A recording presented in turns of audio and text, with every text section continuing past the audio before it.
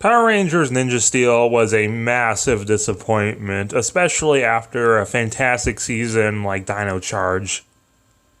This was the 30th anniversary. That's a big milestone. And they seem to also kind of forget about that, except for with Dimensions in Danger. So of course, it's up to me to fix it my way. Influenced by a bunch of ideas from Hunter Killer. But he doesn't mind. He follows me on Instagram. I was in an episode of his. We're friends. Cuts to him like 1 out of 10 chance he actually watches this. And then he's like, please do not reference me. We are not friends. Anyways, how I would fix Ninja Steel. Okay, but for real this time.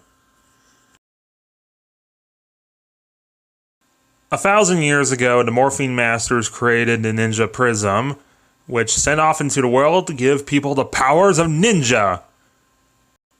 Soon it found people in Japan and gave them the power of ninja.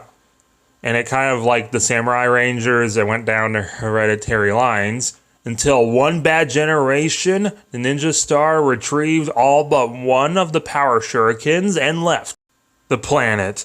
Until the year 2000, where the prism returned to Earth, where it landed in the backyard of Dan, a descendant of the past ninjas, who I'm recasting as Daniel D. Kim because... After Dan discovered it in his yard, he studied it. He harvested the metal that sometimes generates on the prism that he called Ninja Steel. It was super powerful stuff, man.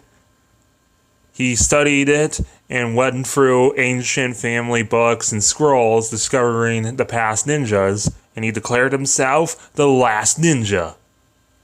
Things are fine and dandy for like 7 years. He has 2 kids, Levi and Brody. But then some alien ninjas show up and they want the prism and they hold Brody hostage.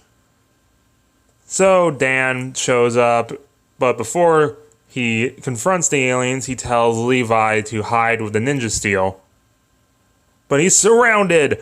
So Dan takes out his red shuriken and his sword and says, Ninja Steel, Ranger reveal! And becomes the red Ninja Steel Ranger. But he's with the gold sash, because, like, dude. So he manages to get Brody free as he fights Galvanax, but even more if Galvanax is a powerhouse and he just thrashes Dan. Ripcon finds the Ninja Prism and brings it to Galvanax as he takes Dan's sword and red shuriken, and he's like, yes, finally. But this is all interrupted when a time traveler just randomly appears right in the middle of them. He takes his helmet off, and it turns out to be Boom from SPD. Because Kelson Henderson plays both Boom and Mick, and they're basically the same character, so I'm just gonna mix them together. So Boom was testing out some time travel tech from SPD, as he gives his report that he has returned to the past, safe. He only slightly smells like bacon, and his hair's all messy.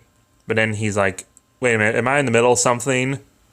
The alien ninjas are distracted enough for Dan to grab back his sword, and he goes to strike the Ninja Prism, which causes a big power surge, which knocks the alien ninjas and Boom on the ground. Boom accidentally crushing his, time travel device. The red transformation shuriken has returned to the prism, and Dan has just vanished, it seems. Galvanax tries to put his hand in the prism, but it's solid now, and he gets frustrated and attacks it.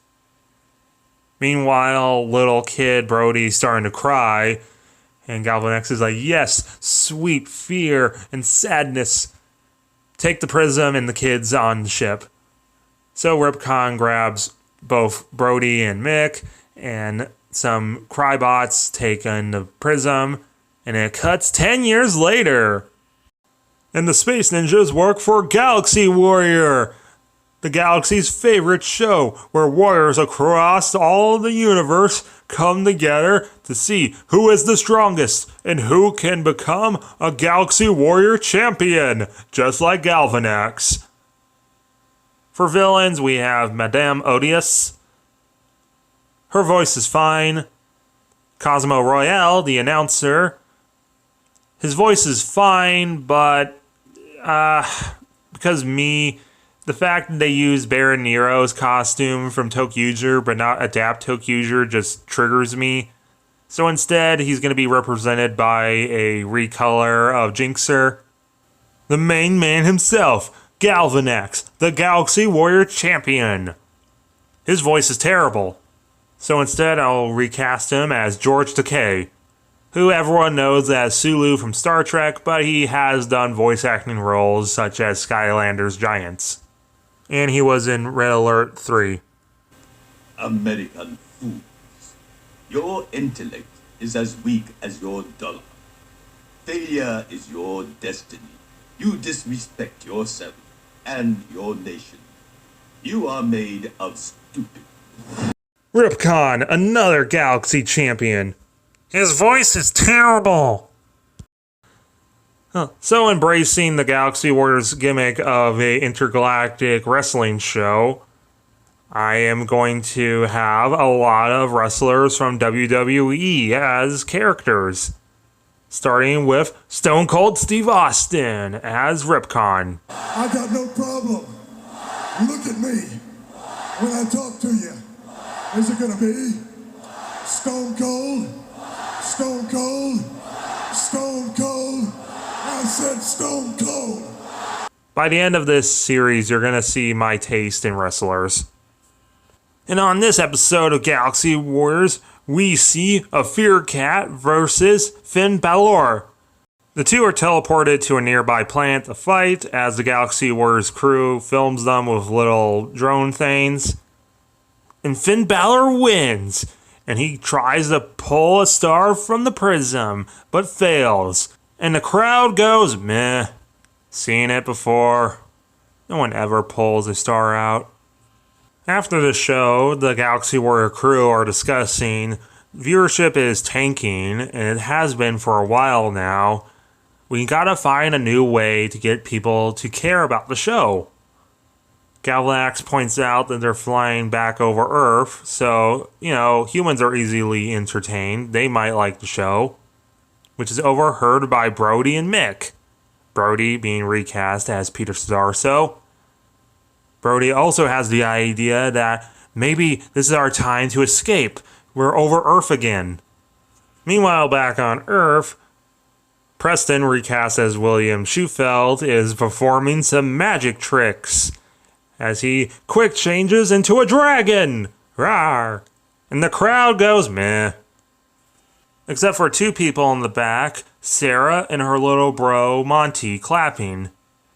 But then their big adopted brother, Victor Vincent, shows up, and he's like, what a loser. And then Monty quickly changes his tune. He's like, yeah, I was only clapping because I saw a mosquito. Yeah, what a nerd, am I right?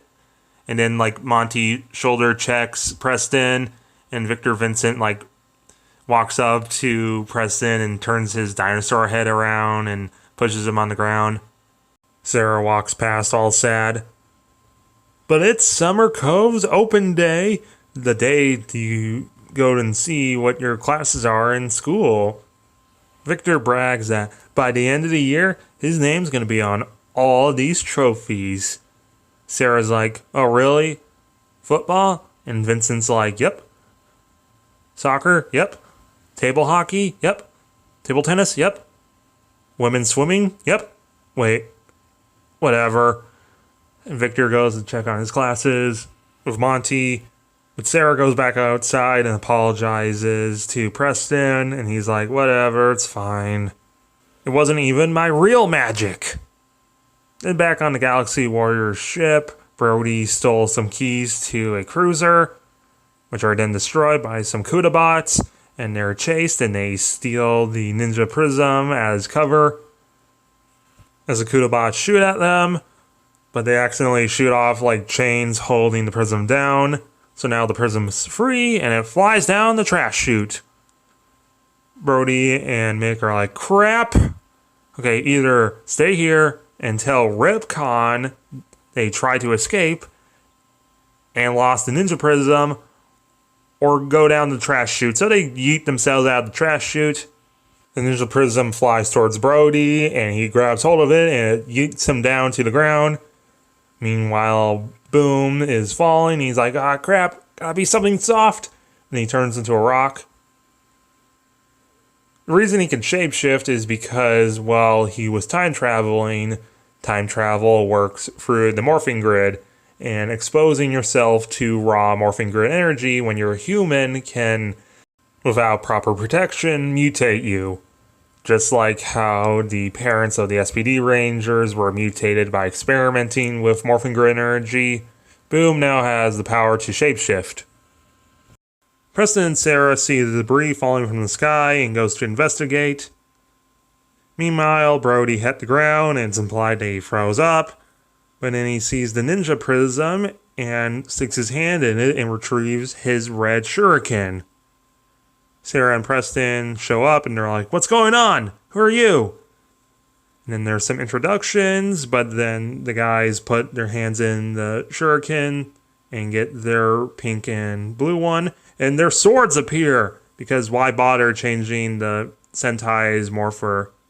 Then Finn Balor appears to try to take back the shurikens. But then the ninjas do a quick morph, and they're like, whoa! There's some fighting, and they defeat Finn Balor with their ninja battle stars in bow form. Galaxy Warriors drones picked all this up, and the crowd goes wild! They love the Power Rangers! Galvanax sees all this cheering as Ripcon reports that Brody escaped with the ninja prism. So Galvanax goes on camera and says, the new gimmick of this season is if anyone is able to retrieve the ninja prism and all the ninja steel shurikens, then they can be a Galaxy Warrior champion, just like me.